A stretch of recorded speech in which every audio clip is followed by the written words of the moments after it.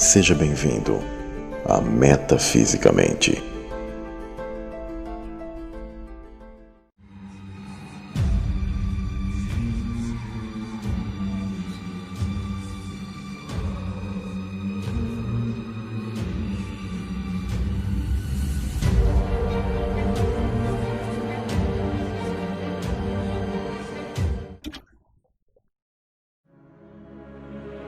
Baphomet, ou conhecido como Bode de Mendes, é uma figura simbólica, mas que traz em seu contexto a entidade macro que simboliza a queda. Iniciados em ocultismo tentam negar a relação de tal figura com o pecado e com a figura de Lúcifer, o anjo caído que recebe tal título, que não se trata de um nome, mas de uma qualidade que lhe era própria antes de sua queda. Eliphas Levi apresenta que o nome Baphomet é a sigla cabalística de Ten-Ob-Ab, um acróstico inverso de Baphomet, que teria o significado das palavras em latim Temple Omnium, Omnium Pacis Abbas, o pai do templo da paz de todos os homens.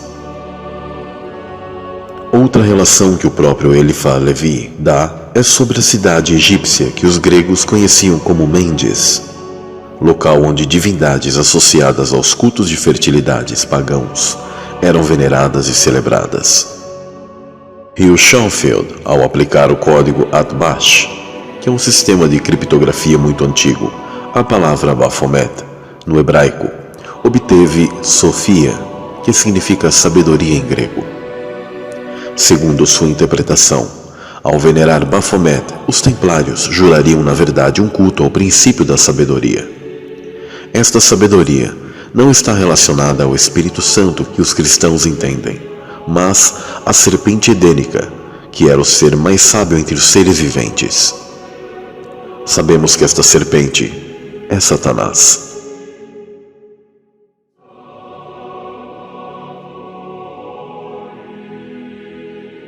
Deuses corníferos sempre foram adorados pelos pagãos. Sabemos que Baal era uma das principais entidades corníferas, adorada até mesmo pelos israelitas rebeldes que sacrificavam suas crianças a tais entidades. Também chamado de Moloque. Este possuía uma estrela, a estrela de Renfã, o hexagrama, que representa o número do homem, 666, e também a famosa citação, tanto acima como abaixo, o princípio masculino e feminino que se entrelaçam. Existe também o pentagrama, que é outro símbolo geométrico, que forma uma estrela que está ligado aos 5 sentidos básicos humanos.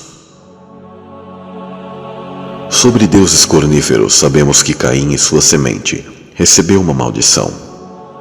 Entre esses sinais, a possuir chifres e sua descendência sempre praticou rituais relacionados à sexualidade, ingestão de sangue, entre outras práticas. Esse é o porquê a divindade celta chamada Cernunnos, ou Cornunnos, é venerada, assim como Pan na mitologia grega. Baphomet é uma entidade andrógena que está ligado à sexualidade. Possui peitos de mulher, um pênis ereto, com 2 serpentes enroladas que estão relacionadas ao DNA humano, o corpo em posição de meditação em forma de flor de lótus, que representa a sexualidade. O braço direito apontando para cima, apontando a lua branca, e o braço esquerdo para baixo, a lua negra, representando a dualidade e o princípio masculino e feminino. A face de bode para mostrar a natureza animal, que é entregue aos instintos baixos da matéria. A mão apontando para cima e outra para baixo também significa assim na terra como nos céus, tanto acima como abaixo. É encontrado em algumas figuras de Baphomet as palavras em latim solve e coagula, do qual traduzidos seriam dissolver e coagular, o que aponta para a alquimia, em transmutar os metais e a criação do elixir da imortalidade. Em outras palavras, é no sentido literal e metafísico, em alcançar a eternidade pelo DNA, baseado tanto na genética, como nos elementos como o ouro supremo e as pedras afogueadas, que são a base do DNA angélico dos seres superiores.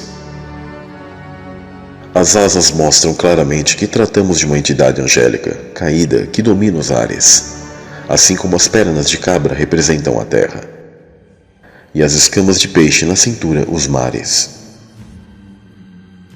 O arco perto do falo significa a atmosfera, ou em outras palavras, o firmamento. A história de Baphomet é muito mais antiga, tendo sua relação com a maçonaria e o ocultismo em destaque, e, portanto, relacionada ao luciferianismo e satanismo. Tais símbolos são inegáveis.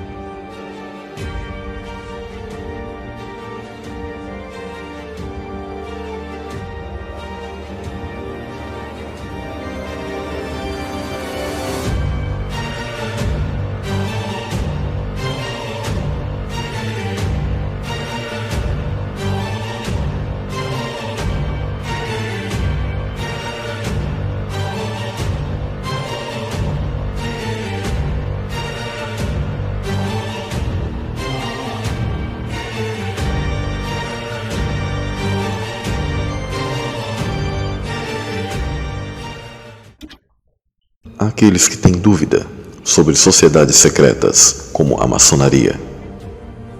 A quem realmente a maçonaria serve? Vejo que Albert Pike, fundador do rito escocês da maçonaria, pensa sobre Lúcifer. Maçons do Brasil seguem o rito escocês e fazem grandes elogios a Albert Pike, mas veja que Albert Pike pensa sobre Lúcifer. Esta é uma fonte oficial.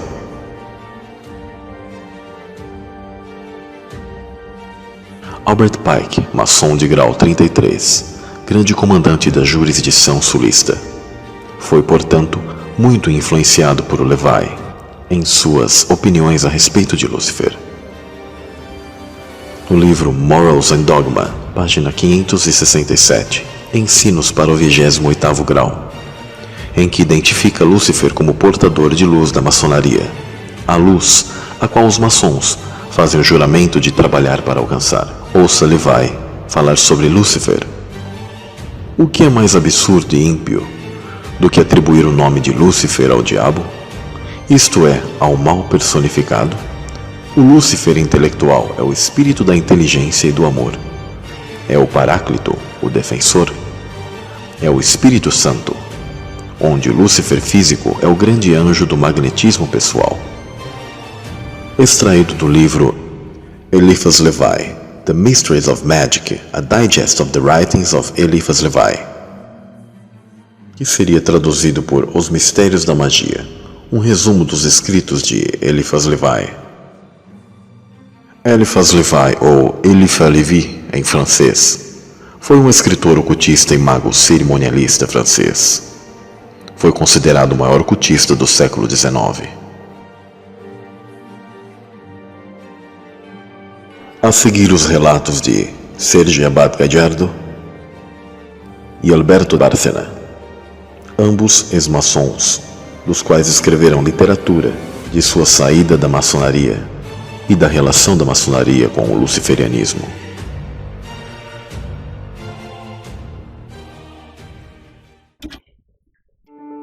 Durante o lançamento do livro Por que Deixei de Ser Maçom, Serge Abad Galardo conta que foi membro da maçonaria durante mais de 25 anos. Chegou a ser mestre de 14º grau. Na entrevista ao grupo ACI, a Agência Católica de Informações, ele explica também a relação que existe entre o demônio e a organização. Fiz parte da maçonaria e pensei que tinha que escrever primeiro para me entender mais e depois contar às pessoas. Cada pessoa tem a liberdade para fazer o que ela quiser, mas na maçonaria não se fala francamente, relata o autor do livro Por que Deixei de Ser Maçom, editado apenas em espanhol. Através do meu livro, quero demonstrar que o catolicismo e a maçonaria não podem ser praticados juntos, explica o ex-maçom. Serge é arquiteto e entrou na loja maçônica através de um amigo, tentando encontrar nela as respostas às perguntas mais profundas do homem. Eu não pensava em deixar a maçonaria, disse ele. Tive alguns problemas sérios na minha vida e me perguntava qual a resposta que a maçonaria poderia me dar a esses problemas. Porém, não encontrei nenhuma resposta. Entretanto, no caminho com Cristo, sim, as encontrei, afirmou. Abad Galardo contou que o caminho para deixar a maçonaria foi difícil. Durante um ano ou um ano e meio, estava convencido que tinha encontrado a fé e não sabia se deveria permanecer na maçonaria. Esse podia ser um lugar onde falaria aos maçons do Evangelho. Mas, conversando com um sacerdote, ele me explicou que não adianta tentar falar-lhes da palavra de Deus, porque eles não estavam dispostos a escutar. Além das críticas, a igreja descobriu que no ritual do início do ano maçônico se dava glória a Lúcifer. Eles não dizem que se trata do diabo, mas usam a etimologia da palavra e dizem que é o portador da luz, explica o espanhol ao grupo ACI. Algo parecido também ocorreu quando viu que, entre os altos graus da maçonaria, elogiam a serpente do livro do Gênesis, a mesma que tentou Adão e Eva a cometerem o pecado original. Serge menciona ainda que os maçons dizem que a serpente trouxe a luz e o conhecimento que Deus não queria conceder ao homem. Isso é uma perversão muito grave, declara. Conforme afirma Serge, entre a maçonaria e o demônio há uma relação, mas não é tão direta. A maioria dos maçons não percebem a influência do demônio nos rituais maçônicos. Eles pensam, com as melhores das intenções, que estão trabalhando pela felicidade da humanidade ou pelo progresso da humanidade. Isto é, não existe um culto abertamente ao diabo, mas elogiam com palavras e devemos perceber o quanto é perigoso estar dentro de uma sociedade assim. O ex-maçom relata, abre aspas, embora poucos maçons saibam claramente da relação que a maçonaria tem com o demônio, cumprem estes ritos sabendo perfeitamente o que estão fazendo. Mas, segundo minha experiência, a maioria deles não percebe, fecha aspas. Não devemos esquecer que o demônio é o pai da mentira, completa. Que o ritual maçônico influi na mente, no subconsciente e na alma das pessoas. O maçom olha para os símbolos e os rituais maçônicos como se fossem verdades profundas e esotéricas. Apesar de que na maçonaria não existem ritos diretamente satânicos, estas cerimônias constituem uma porta de entrada para o demônio, afirma. Uma das palavras secretas e sagradas dos mestres maçons, conforme explica Serge, é Tubal-Caim, traduzida como descendente direto de Caim. Já sabemos o que ele, Caim, fez. Ele foi inspirado pelo demônio a matar o seu irmão por ciúmes e ele é o modelo para os mestres maçons, afirma Serge.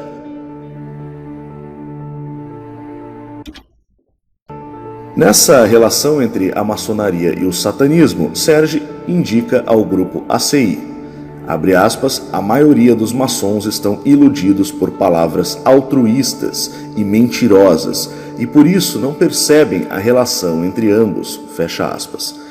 De fato, explica que numa das tábuas maçônicas, isto é, um trabalho escrito e apresentado por um maçom,